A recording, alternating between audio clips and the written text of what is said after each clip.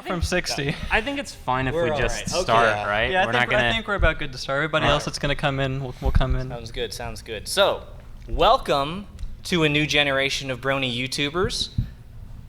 You've tried the best, now try the rest. If anyone went to the YouTube is Magic panel that took place earlier today, those guys, they're the best, and we're the rest. We're the late night leftovers. Yep. You know, whenever you ask your mom about bronies react at home, we're the bronies react at home. Kirkland brand. So we have assembled a menagerie of content creators, relatively new in the fandom, to talk about YouTubing, and if any of us has really figured out how to do it. This is going to be kind of an open forum Q&A type panel, just talking about YouTubing and what it's like to be a YouTuber in a post-G5 era of horses. But before we start with questions and answers and all that good stuff, why don't we go down the line, starting from the end, introduce yourself and what you do. You put me on spot like this, okay. Yes. All right, I always go last usually. So, hi, I'm RemenissionViolet. Generally, so when I started out, I made skit content. I was basically a ripoff of my friend Ambazar. Made a lot of jokes about that. But then over time, I started becoming more and more of a SFM animator. And currently, I've been at it for about 6 months. And, well, my main goal is just to keep improving until I can make the next Remembrance is my goal. Maybe one day. Heck yeah. So I'm Mr. Someone, although if you've heard of me, you've probably heard of me through my podcast, the Out of Our Mains podcast. So I go by Maynard there. But yeah, I run a podcast with the aforementioned Ambazar and another friend of mine, Robert. We do episodes bi-weekly. We've been going for almost 2 years now, but we've had the chance to interview like big names in the fandom, like DJ Thed, Little Shy FIM, Prince Whatever, and 3 people on this panel. Banquo is the only one, actually, who hasn't appeared on the podcast yet.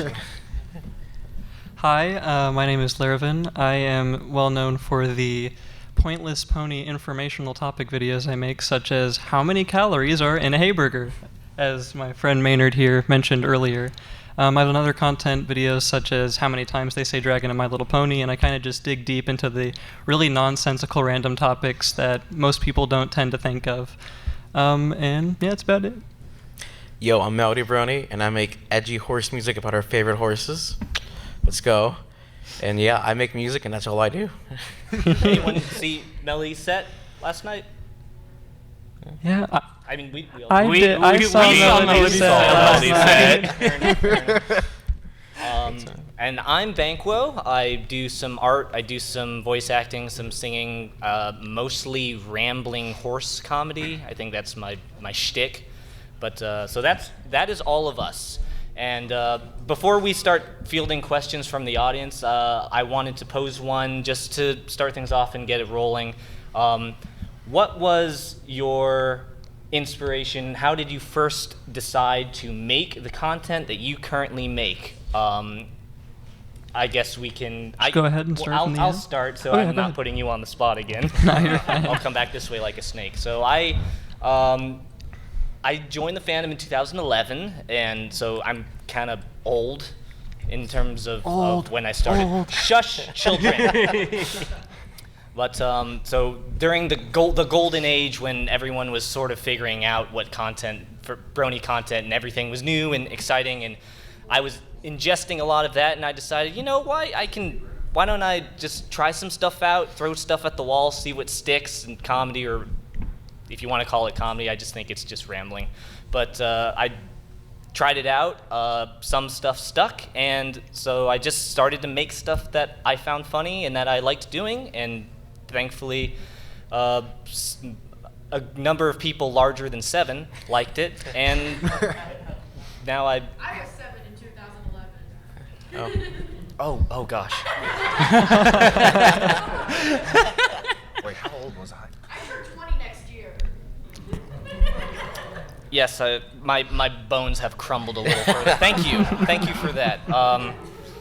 But yes, that is sort of how I got my start, looking up to all the original old guard of the Brony fandom. But we'll go down the line and see how everyone started with their craft. Right. So I started making music back in like 2014, 15, but not in the fandom. I joined the fandom in 2016. Didn't start making music for that till like 2019-ish. I used to be in like a few bands before that, but never really made my own music until I joined the fandom and I got inspiration from the show to make my own music. I really liked Prince Whatever stuff at first, and like for Everfree Bronies, it's kind of like where my style comes from. And yeah, that's pretty much it's not too much, and but yeah, it's just this fandom and the show actually gave me something to write about that I cared about for once, and that's when I started making my own music and releasing content. Right on. Yeah, so I'm actually a baby in the group in terms of when I joined the fandom. I only actually started involving myself in 2021. I barely started watching the show in like 2019, but baby. I didn't. Yeah, I know, baby. No, but I was the one who converted him, by the way. Yes, you can thank Reminition for me being here today. But yeah, no, the main reason why I wanted to make my content was, the fandom had really inspired me. Originally, I never actually wanted to make content until I went to HarmonyCon 2023 earlier this year. I've only been making content for the last 4 months. And it really gave me that drive and want to give something back after seeing all the hard work and effort everybody else had put in. And yeah, I just try to think of the most random things and try to keep my content unique, and that's what really keeps pushing me, just to make stuff that doesn't already exist so people can enjoy. Heck yeah. Yeah. So I joined the fandom back in 2014, late 2015, or early 2015, late 2014. No, I know you joined more late 2013, early 2014, because you joined before I did. I don't think I did. I'm pretty sure I know when I joined. Fact checking we had your this life. chat before. This doesn't matter. Fair enough. I'm right and you're wrong. Okay. No, okay. You can tell me how I'm wrong when you get the chance to speak. It's my turn. I have the talk. No. It's my turn. I have the talking stick. All right, fair enough. So yeah, I joined the fandom way back when, and also was like a big fan of like some of the like bigger content creators and such. But I didn't. I mentioned I started the podcast a little under 2 years ago. That was kind of the first time I really tried to make some form of content, and honestly, a lot of the inspiration was kind of, I like listening to podcasts a lot. I had wanted to do podcasts for a long time. I had my friend Robert, who I knew also watched the show, and he was like, at the time, one of my only friends who watched the show. And I'm like, hey, do this podcast with me. And he's like, okay. And we did. But yeah, we eventually got 𝐿𝐻𝐿𝐻𝐿 on. But kind of the inspiration for that is, yeah, I liked listening to podcasts a lot because I have pretty bad ADHD. I like having multiple things to focus on. So like when I'm at work, when I'm doing like cleaning up around the house or anything like that, I like listening to stuff. So I'm like, why don't I make something like that? I can do that. And I did. And I do. So yeah. Yeah. Heck yeah. All right, so I joined the fandom, and I'm pretty sure 2014, whatever year Five Nights at Freddy's came out, basically, because that's what led me to the fandom. Anyways, so what actually led me to making content was HarmonyCon, not this year, but the year before. There was a How to YouTube panel by the Brony's React crew. And after watching that panel, I got really inspired to start making content. And so they were obviously one of my biggest inspirations. Along with that, 𝐿𝐻𝐿𝐻𝐿 was a huge inspiration for me, like I said a bit earlier. Good friend of mine and amazing guy. I will say, though, after I got inspired by him for a bit, I made very similar content for a while until, I would say, the next HarmonyCon, which is the most recent one. There was a animation panel, and I got inspired by Paramare Animations to finally push myself to start making animation. So I looked through a bunch of different animation stuff, realized I kind of suck at everything, but SFM's pretty easy to use, so I decided to start making SFM content. And that's, so I would say my inspiration, is quite a few people, quite a few animators, but yeah. Yeah. Yeah. All right. Banquo? Sweet. All right. Well, that was sort of an overview of all of us and what we do. So I guess I'd like to open the floor to anyone who may have questions. No throwing tomatoes, please. That is strictly outlawed. I guess we can just start ACLP here in the front. I would like to say congratulations for setting up this panel. Oh, thank you. You guys all got together.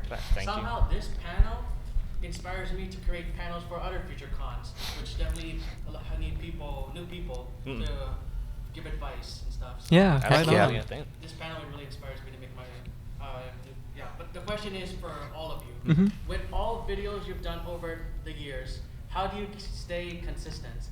How do you keep coming up with new ideas? I can answer we that. can kind of go Oh. down the line here. So, Yeah. Rem, you want to start it? All right, so whenever I was making skit content, not at all. I honestly was like always trying to find new ideas and struggling a lot. It was actually a really horrible time and led to me getting super burnt out. However, with animation, honestly, I just have too many ideas now. I don't really know how to describe how I think of ideas. It's just like, oh, hey, that sounds like it'd be funny or cool or interesting. I'll write that down. And anytime I ever think of an idea, it doesn't matter how small the idea is, I write it down just in case I want to do it later. And so I just have a huge list of like animation ideas I could do now, and also some skit ideas as well. So for me, it always helps to just keep writing down any idea you think of all the time. Because eventually you'll have a big list. If you're like, I don't know what I want to make, you could just look at that list and boom, you have a crap ton of ideas right there. So in my case, honestly, it's not necessarily ideas. Usually we just we have a guest on, or we just throw ourselves in front of microphones, and I can't shut up most of the time, which is why I do a podcast. So I just, we try to cover like, we'll talk about things that have happened in the fandom recently, or like, you know, what we had for lunch. But What did you have for lunch? Yeah, what was it? actually, what did I have for lunch? I know you had the Monte Cristo in the I morning. did have a Monte Cristo at the hotel restaurant. Yeah, I forgot about that. But I think what inspires me to keep making stuff is, for me, one of the best things that's helped is having a consistent schedule. Not just in releases and such. I say consistent. It's been pretty inconsistent as of late. But not just in releases. So I try to make sure we record an episode and have one up bi-weekly. But I also try to make sure that the recording date is set, that I'm working on editing said podcast for a certain amount of time each day up until it releases. So that's kind of been the biggest kind of motivator for me. Is I'm very hard on myself with that sort of thing. So I'm like, all right, we gotta have this episode out at this time. Just having a level of consistency can really help depending on the type of content you make. Yes. So Yeah, I mean, that was kind of what I was going to talk about a little bit. I mean, you know, a lot of consistency in making content really just comes to building good habits. It's really easy to form bad habits when you start to get into like a rut with something.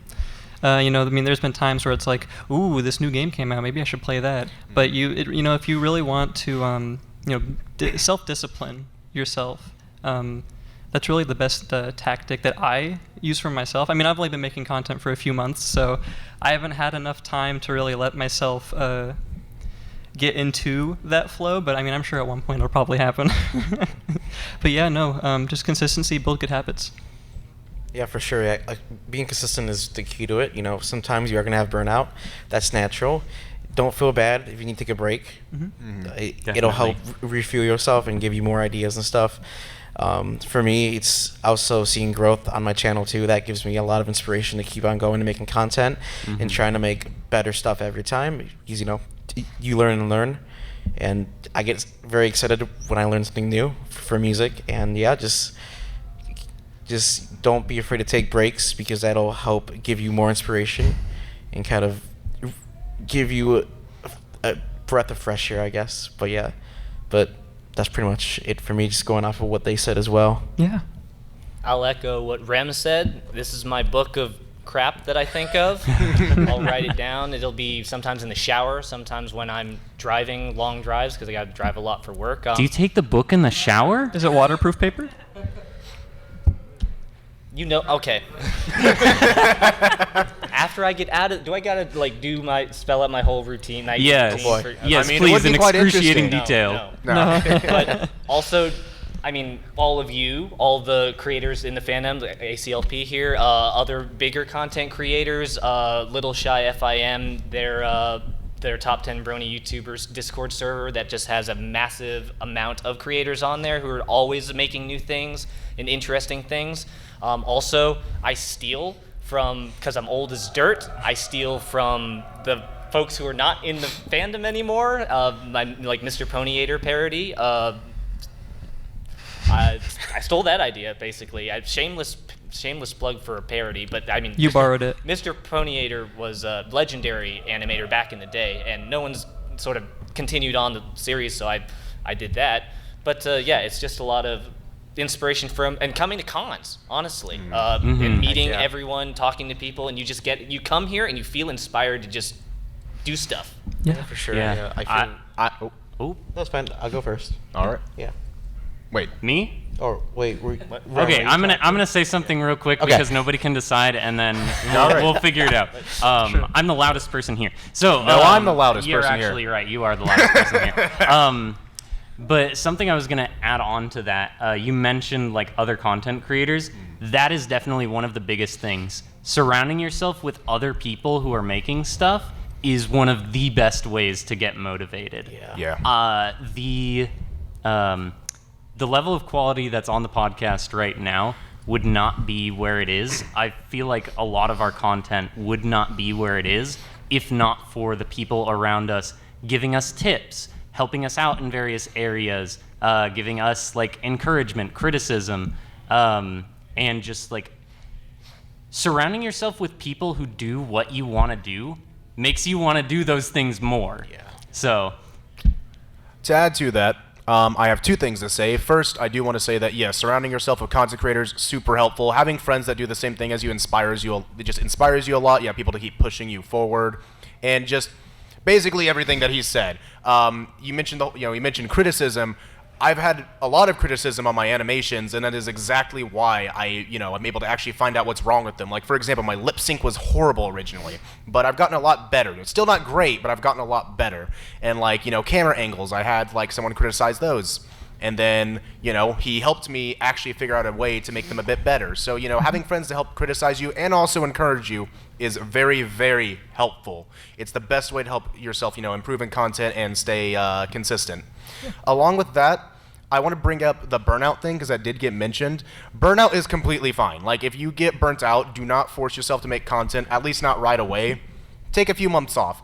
Now, after those few months, you might feel like, I just don't want to make content. That's when you might want to push yourself a little bit because you might find after that, oh wow, I actually like doing this, and then continue doing it again. Yeah. All right. Other questions? Yes. So how did you guys rise to fame? Was it To Fame. a modicum. Course fame. overnight, or was it gradual to where you are now? Why are you looking at me? growing overnight. I mean, I guess I can. Yes, I guess I can start because I guess I'm considered a bit of an oddity here. So, like I said, I've only started a few months ago, but I've already been able to garner. I'm like 30 subscribers away from 2,000. Subscribe to Lerovun if you're not already. Let's try and get him to 2K before the end of the con. Let's do it. Yeah, and I've only made 4 videos, and so I mean, to me it was a shock because the first 2 videos I made, they weren't like instant box office successes around the globe, but it really, it just kind of depends on the algorithm a little bit too, because the algorithm is a really big player. I mean, the video that really blew up for me, it was the how expensive is Princess Celestia's crown, and I thought that was just a throwaway video. I was like, I'm gonna throw this out, it's gonna get like 10 views, whatever. And first day it was out, it was at like 300 views, and I was like, whoa, okay, that's pretty good. I wake up the next morning, it's at 2,000 views, and I'm like, okay. Heck yeah. And it just kept going up from there. So I mean, for me personally, it was a sort of a slow start, but it just blew up and skyrocketed from there. Yeah, I guess for me, a lot of it too was playing cons. Like, cons give you a lot of exposure to like a whole new audience too. I've also worked with people too. I guess some of those collaborations also helped me gain some of their audience as well. But yeah, mostly it's just been playing at cons and working with other musicians and stuff like that, and also trying to be consistent with my release schedule, even though sometimes I'm not, but I try. Yeah. It took me a while. I mean, I started making stuff just because I wanted to try it out back in 2011 and 12. I didn't get serious about really putting effort into videos that I was proud of until maybe 2018 or so. And it's a lot of luck. It's a lot of the algorithm. It's a lot of praying to the YouTube gods that maybe a video will reach people. But it's persistence mostly, and doing what makes you happy. Oh yeah. Finding enjoyment in the stuff that you make and not worrying about the numbers so much. Oh, yeah. And it kind of organically comes from that. Right. But So, I guess my rise to fame being the biggest YouTuber on the planet. You all have heard of me, RemenissionViolet, of course. So, what happened for me is, I kept making content for a while, just kept posting, for a while I was posting weekly. Don't do that to yourself, by the way. It's a horrible idea. I don't care what content you make. Don't tell yourself you're going to post weekly. It's a bad idea. Very true. Anyways, I basically just started making, a lot of skit content. And at some point, I just decided out of nowhere, I was like, you know what I'm going to do? I'm going to just make a huge collaboration video for my 100 sub special. And I learned a fun trick about collaboration videos. Whenever you make a collaboration video, it's good for everyone. Yeah. All of their channels get exposure, and also your channel gets exposure. So then because their audience comes to your channel, everyone's audiences go to their channels. Collaborations are super helpful for growing. Like my Starlight Glimmer Fans video was my first collaboration. It was the first video I had that actually hit 1K views. So collaborations are very helpful. Along with that, admittedly, like Lerovun said, algorithm does help a lot, because when I started making animation, my channel's been growing much, much faster than before, because animation does catch the algorithm's eye a lot better than certain things like skits, because skits is a lot more of a niche in the fandom. But, and at the end of the day, always make sure to do, like also Banquo said, something that you enjoy, because if you don't enjoy it, it's going to be hard to keep making content, and I can tell you right now, people will notice if you're not passionate. Yeah. Passion is something that is very important to making content. Yeah. I very much agree with that. You should make stuff that you care about and not just try to follow whatever's popular at the moment. One more thing I want to add, by the way. Yeah. One thing that I've noticed about the algorithm, again, is that it can just be really fun sometimes. Like a video, my first animation ever just decided to jump to 50K views, around 50K views recently, and I'm like, how did this happen? Like, why? I was proud at the time, but I'm not even that proud of the video now, and it's like, the algorithm just kind of does push it a lot, but also, again, passion does matter quite a bit as well. People like when you boop ponies. That is true. Rainbow Dash Gets Booped. It was a pretty good title. So I'm going to, they said, make sure you do stuff that you enjoy. No, just chase clout.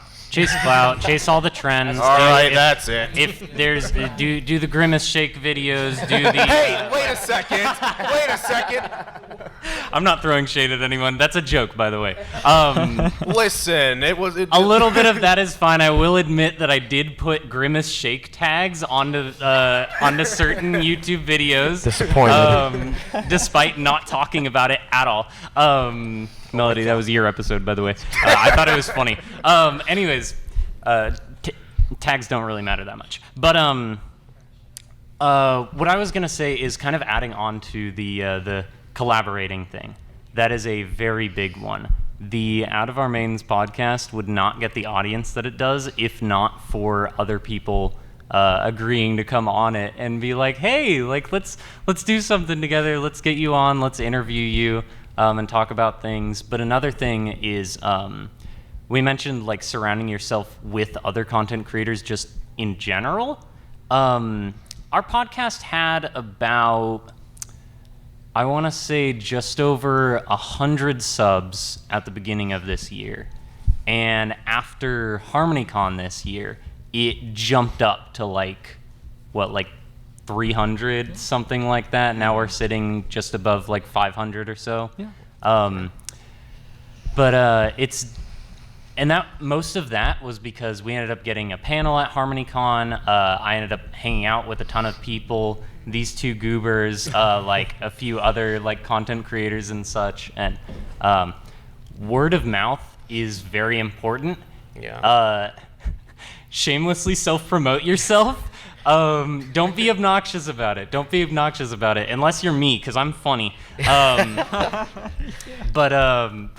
yeah, definitely talking to people about your stuff, showing people your stuff. It works. People will see it. People will want to shout you out and do things. People will want to, you know, collaborate with you. A lot of people about collaboration specifically.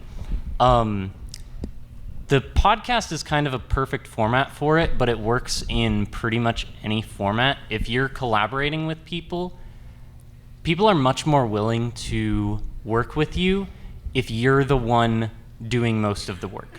Yes, that is a very good point. Creative types. If you reach out to a big YouTuber and you're like, hey, can I be in one of your videos or something? They're probably gonna say no. But if you say, hey, I have these lines written up, can you record this for a skit? Can you like record like this little snippet of a song? Can you come onto my podcast and just talk about yourself for a while? A lot of people are super open to that. This fandom is really cool about that. That's something I can't stress enough. This fandom's content creators, most of them are super willing to help out and everything, and like do fun stuff with you. So definitely collaboration and getting to know like creative people. That's what helped me specifically. Just please don't DM us hi with no Oh my gosh, elaboration. don't do that. DM hi. Don't find a creator that you like and just DM them, give them a friend request with never speaking to them and just say hi.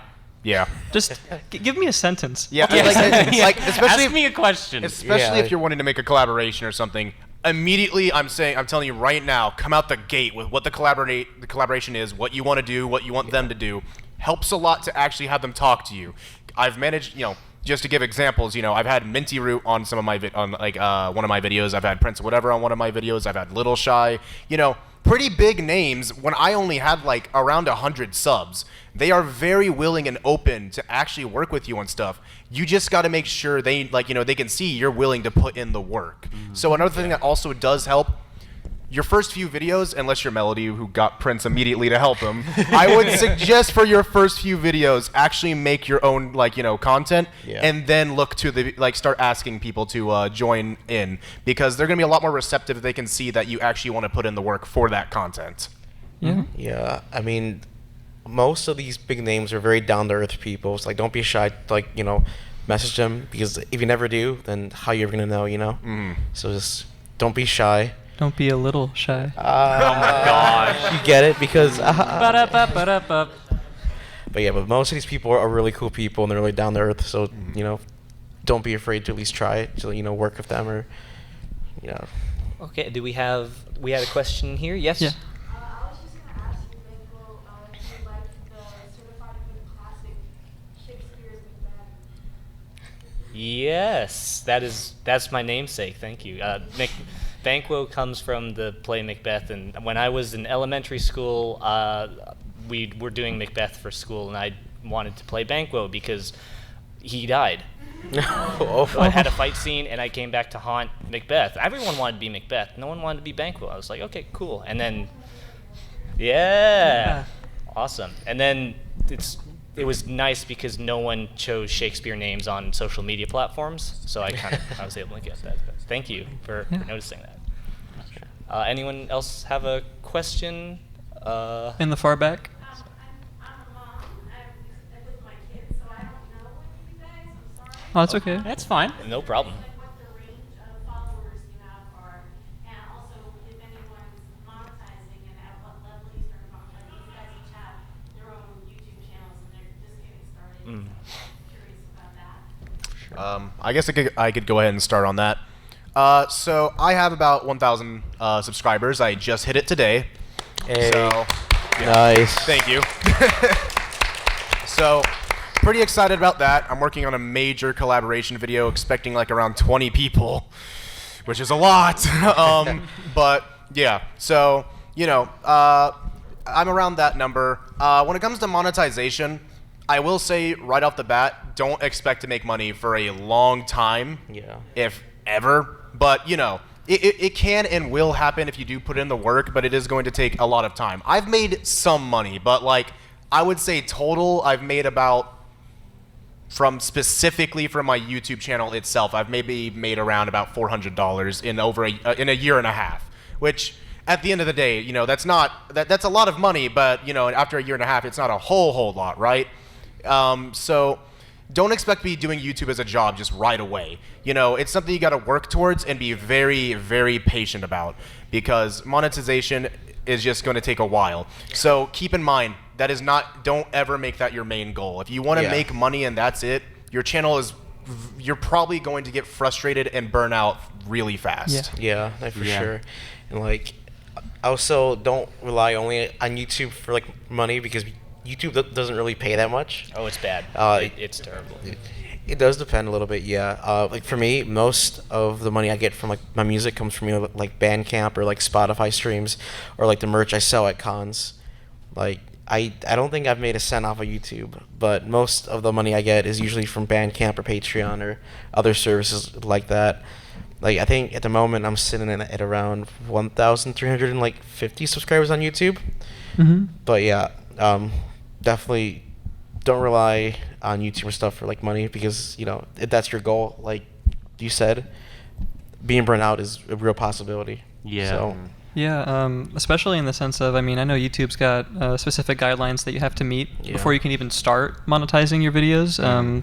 Like, for example, you have to have 1,000 subscribers, and you also have to have like 4,000 hours of concurrent watch time within a 365-day period. They actually shortened it just recently. They shortened it. They I shortened think it for a lower tier. I should So add. like you can get certain benefits Okay. if you reach a smaller threshold, but if you want all of the main benefits, like actual ad monetization revenue, you still have to hit those previous I do want goals. to add one quick thing just so people know. I didn't suddenly make $400 when I hit 1,000 subs. I got my money from Ko-Fi and Patreon over the year. Yeah, like they were saying, you're going to get a lot of money from external sources. Open a Ko-Fi, open a Patreon. Honestly, there's never really a wrong time to open it. If people want to support you, they're going to support you. No one's going to wag their finger at you and be like, "Ooh, you opened a Ko-Fi, you only have 50 subscribers."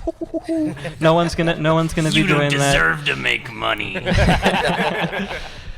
So yeah, don't stress out about that. But you definitely want to be looking into other avenues in terms of getting yourself monetized. yeah. I'll mention myself, because you also asked how large channels were. My channel is probably the smallest one up here. I have a little over 500 subscribers, but that's only because I have mostly long form, very specific content. I'm not coping. But yeah, there is like certain thresholds for making money, and I personally haven't made a dime just yet. Actually, it's been kind of a huge money sink because of commissions and that sort of thing. But yeah, definitely, like, I recommend like having stuff out there and such, and gaining a little bit of a following, and then possibly opening like a Ko-Fi or Patreon or something, because YouTube's ad monetization is not great. Doesn't get you much. Maybe if you have 50,000 subscribers and you're getting 100,000 views per video, you can go and buy a $2 candy bar at the store every month. It's not that bad, but it's pretty bad. Yeah. Any other questions? Yeah, doing other Mr. Electric Song. So my question to you guys is, what has been your con diet this whole weekend? Con diet. Oh boy. Banquo, you want to start this time? You haven't got to talk a whole lot. Some junk food, try to do some vegetables, some snacks in the room, alcohol. Water, lots of water. Right. Yeah. You got very hydrated. Yes, this is water. I did as well. It is. So I think yesterday I didn't realize that I ate anything all day until like sound check happened. So I think I had a homemade sandwich and a Monster. You know, a perfect balance. The life of a musician. I mean, yeah. I usually don't eat much at cons because I forget. But yeah, yep. That's. Wendy's. Yeah, there's a Wendy's like right down the street. We've gone there, what, 3 times so far? I go wherever's close, man. What about the expensive restaurants that are right next to the hotel? Yeah, I think 4-star cuisine, woohoo! I love spending $70 on a meal. Yeah, no, Wendy's. I mentioned the Monte Cristo earlier at the restaurant. That was actually really good. It was like fry bread with like turkey and cheese with like some strawberry preserves, and they give you some fresh fruit. It's real nice. Go check it out. But yeah, there was that, and then I think we had like some Thai food.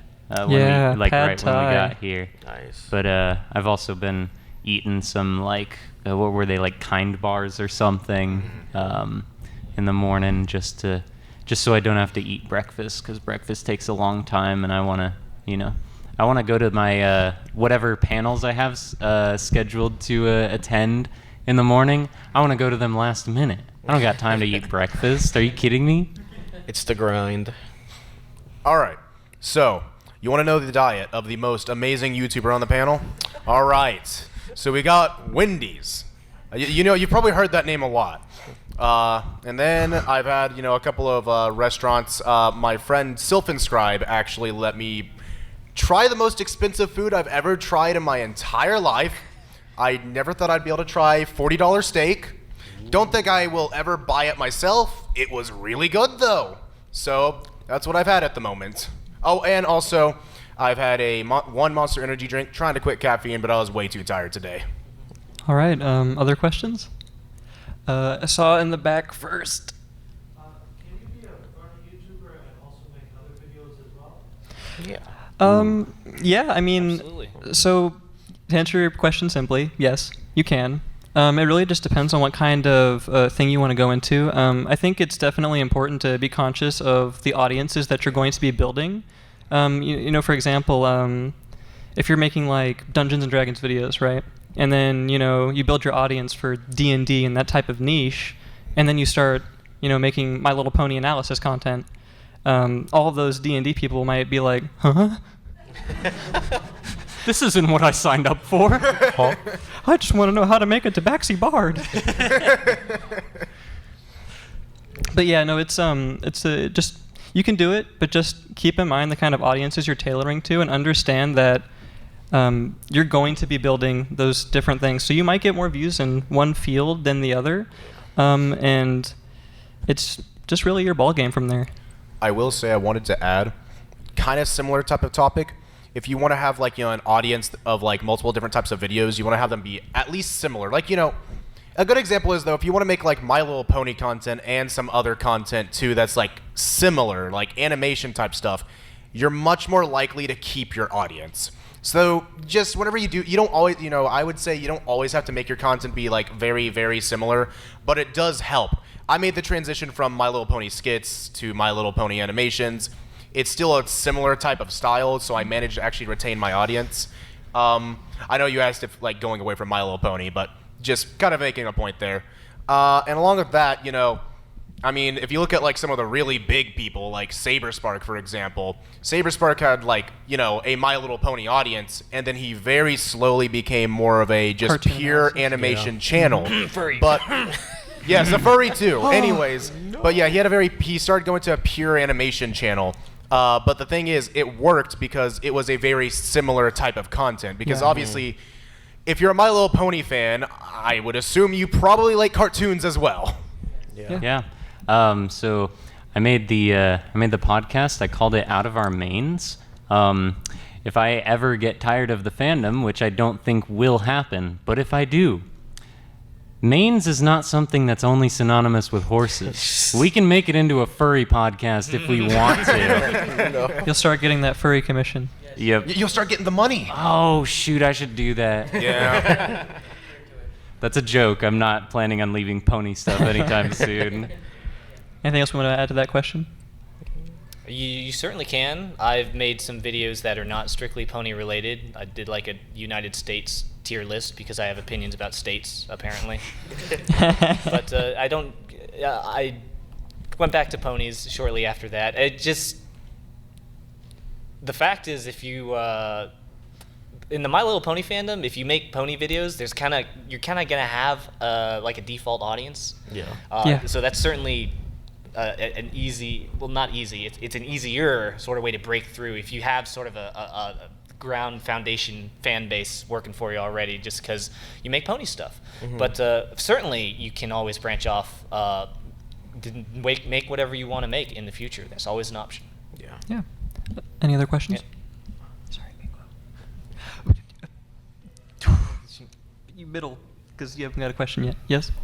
So when creating videos, do you script it, improvise it, a little bit of both? Ooh. That's a good question. What's the method? What's your... Well, considering I used to do a lot of skits, I can actually say that I did do a little bit of both. I started out with my Basically series not scripting at all. I literally just write, all right, make a joke about Khan. Make a joke about this. It was pure improv at first, and I quickly realized the jokes weren't that funny. So I started scripting them, and people were like, yeah, your jokes, people started laughing a lot more. So I do kind of a mix of improv and scripting now, because I still do a little bit of improv and all that. Or I guess I say now, I don't do skits as much as I used to. But when I started getting a little bit, bigger in the skit stuff.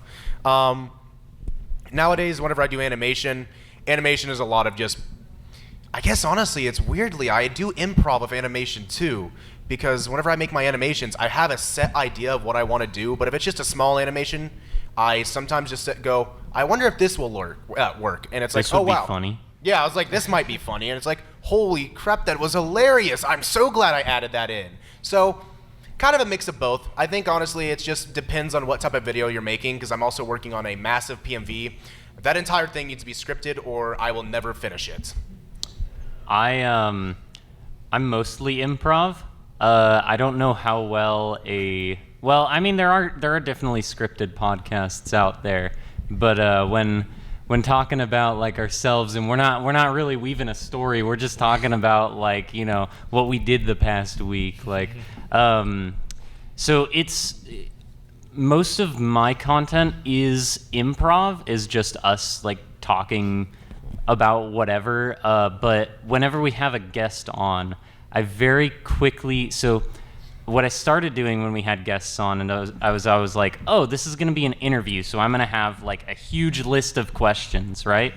And I realized that if I write a giant list of questions, a lot of times either I'm going to end up recording for 4 hours, or I'm going to end up not being able to get to every single question that I want to. So, so what did I decide to do?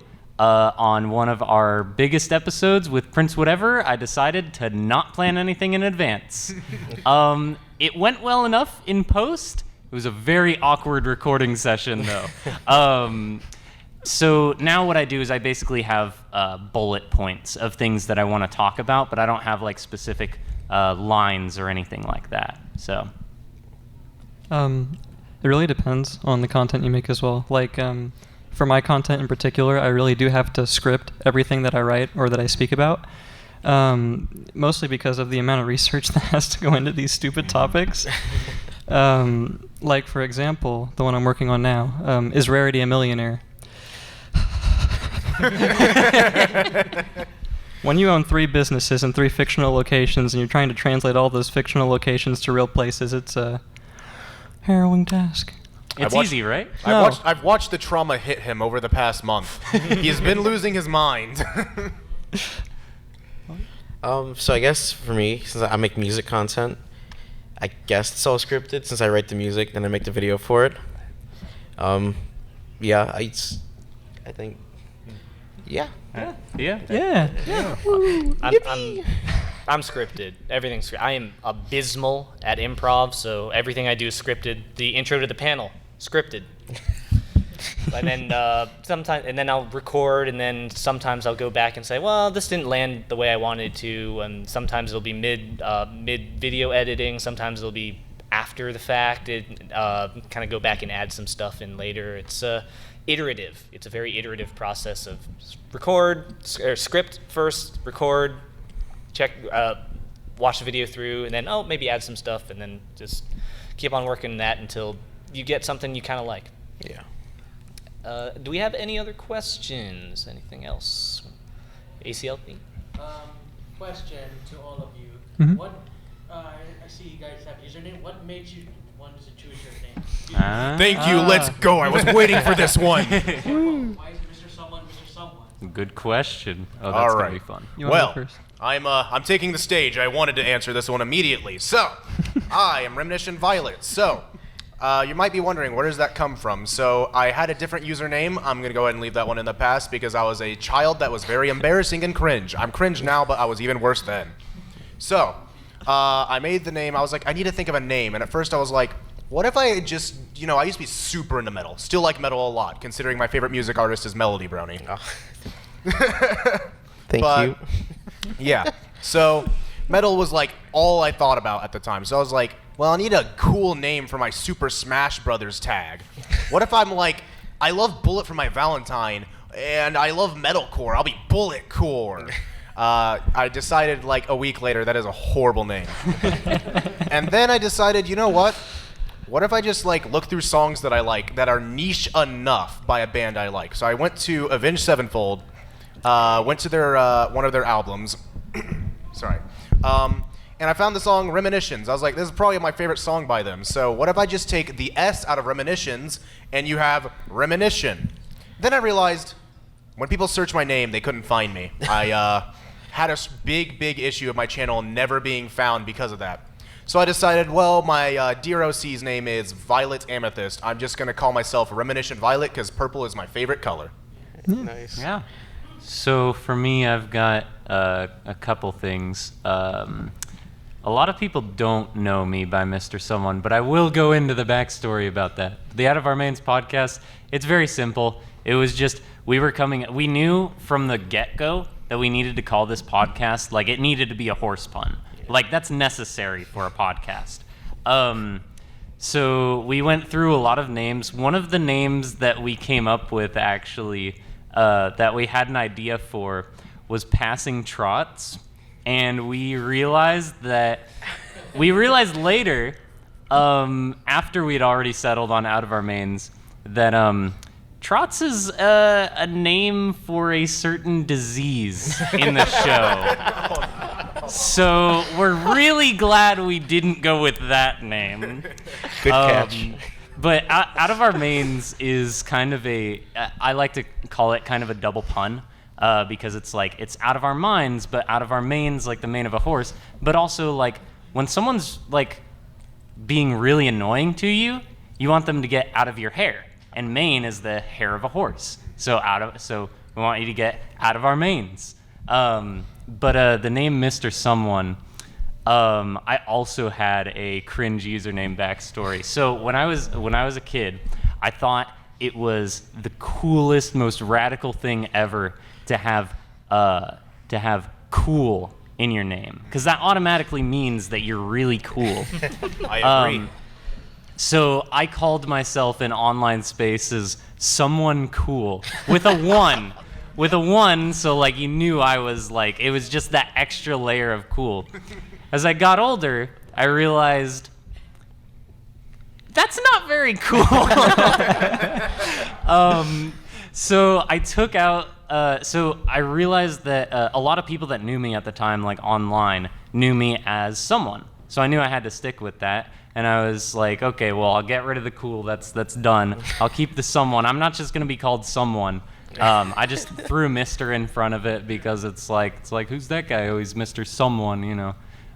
So I thought it was clever. I've stuck with it long enough, and if I tried to change my name, it wouldn't work. So, yeah, I'm kind of stuck with it. But I like it. Wait, I am so sorry. I need to add one more thing to my thing now that you're done. Okay. You're done, right? Okay, go ahead. Yeah, I'm sorry. a part of that cringe thing, to make it even more cringe, I wanted to become a competitive Smash player, right? That was like my big reason for changing my name up. That's really cringe. No, I need to explain what's Dang. worse. I decided that, the reason I decided that is I especially did not want people to know that I was a fan of My Little Pony. That's even more Wow, cringe. I wonder how that turned out, huh? Oh no, no one will ever know. Yeah, I didn't attach my name to way more pony stuff than before or anything. So I've told this story a couple times. So it was one night, I was in the shower, and I was trying to think of a name for my music. And at the time, I like music that has a lot of melodic elements to it. It's like, okay, so I like melody, and I wanted people to know what my music was about. And I was like, you know what? If Everfree Brony can do it, so I can do it too. Let's add Brony to it. MelodyBrony. Yo, that's Pog. Let's go. And that was it. That name was born and raised in the shower at like 10 p.m. at night. So, yeah. Heck yeah. That's it. I mean, shower thoughts are useful sometimes. Yeah. Oh yeah.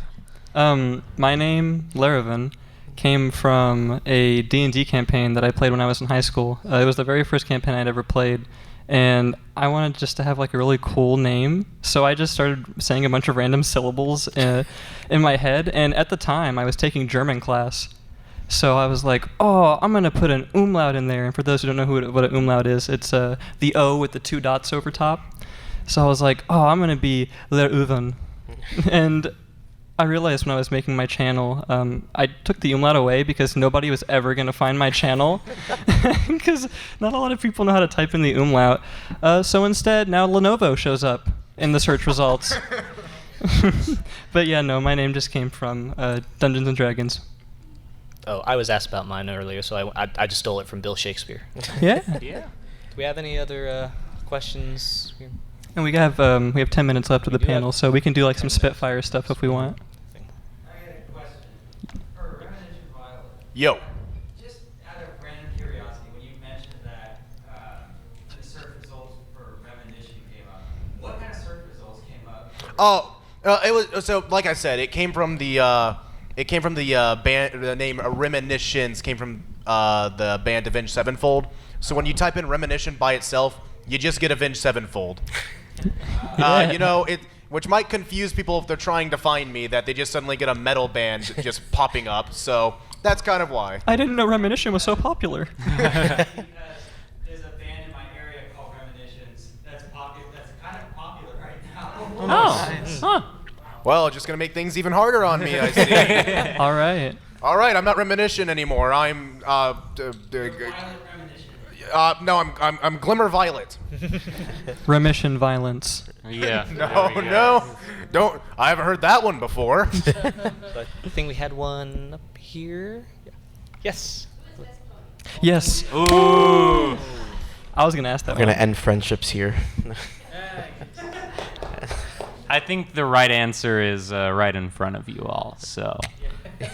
That's right. I was gonna assault it with the other Starlight, but So, you like Starlight? No, I like Applejack. Oh. Yay. I like Twilight. I like Applejack, unironically. so people don't. I get made fun of a little for this. I have 3 best ponies. He likes to make fun of it a lot. I would never make fun of you for having 3 best would ponies. Never, I so- would never make fun of No, it my never friends. happens. So my Choose 3 one. best- This isn't a harem. Yeah, no. Anyways, so 3 best ponies. I have Starlight, obviously, right here. I have Trixie right here. And then, if you want another thing, I decided that, you know, what if I just made Rarity stuck with me for the rest of my life? So I have a Rarity cutie mark tattoo.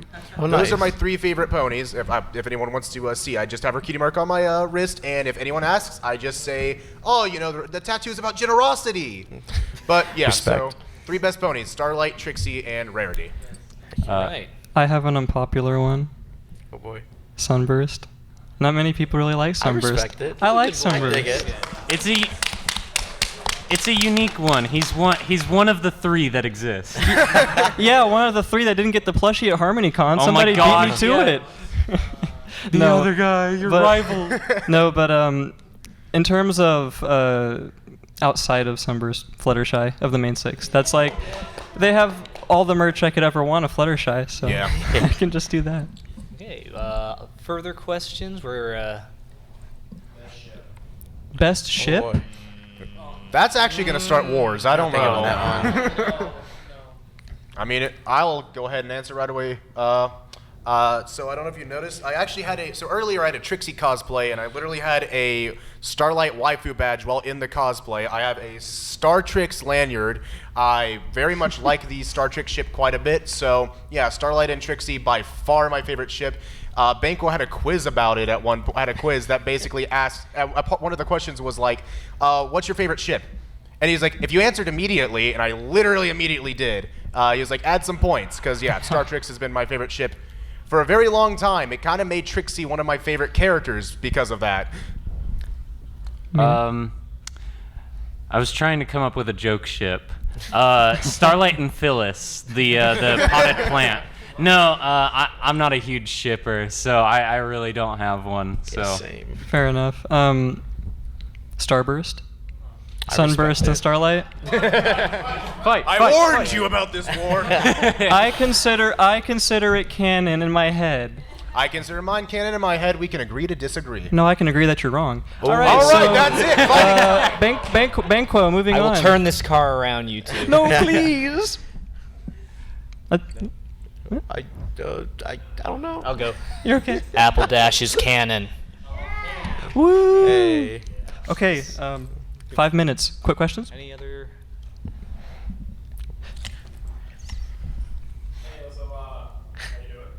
hey, Good. We're doing. How are you? Hey, I'm Cancel. This is a question for, Mel. This is a joke. Oh boy. Oh. So, there's a bit of a panel about, about new YouTubers. Mel, why didn't you invite me? Yeah, me too. Come yeah, on Melody, stage. why didn't you invite Kanto? Yeah, Melody, what the heck? You got 4 minutes. Melody, get off the stage. Kanto, get up here. No. We love you, Kanto. At HarmonyCon, maybe. Do we have? If you- Well. Yes. Yeah. No other questions. I want to give you guys some mom advice. Yes. And I have about 3,000 subscribers on my YouTube channel, and if I was told we'll never monetize it, don't even try. So I don't try. But one thing that has been really good is the narrative section describing your video is more quickly searchable than any other content Mhm. on the internet. So write as many strings of words and descriptions.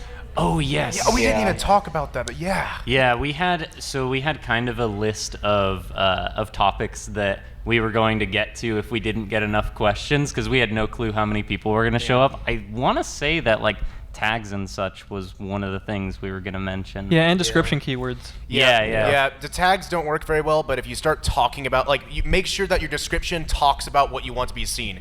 One of my videos, I'm pretty sure, like, I forgot which one it was, but I had a video that mentioned something. I think it was like, I literally mentioned, I think, Pinkie Pie in the description of one of my animations, even though Pinkie Pie wasn't actually a part of it. But when you look up Pinkie Pie, you scroll down enough, you will find my Rainbow Dash Gets Booped video of all things. Yeah, if you'll see a lot of like bigger channels or videos that blow up, you'll see after the main description that people will just put a bunch of keywords. I think that's what you were talking about. Yeah. But yeah, Yeah. those are the things that really come up in the YouTube search results. The tags don't really do a whole lot. I still do them, Yeah, still do just 'em. in case. It's still good practice. like, But I've heard either from way. some people that that if you're doing a particular type of like parody content or anything like that, then that can actually lead to Or made for kids as well. yeah. Oh, it, no. We've It, got it can open the we got 2 minutes, floodgates but we got for. one more question. Yeah, one Oh, more yeah, quick yeah, Did we question. get everybody? Yes.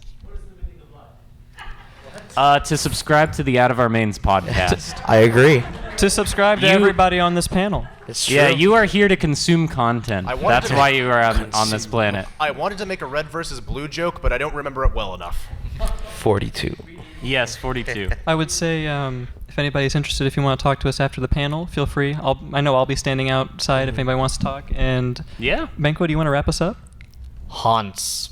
Hans. Thank you all for coming. Thank you, everybody. Yeah, We thank you appreciate for it. coming so much. Time. everyone. Yeah. All right. Yippee! Thank you, guys. Oh, also, thank you for dealing with me being very loud.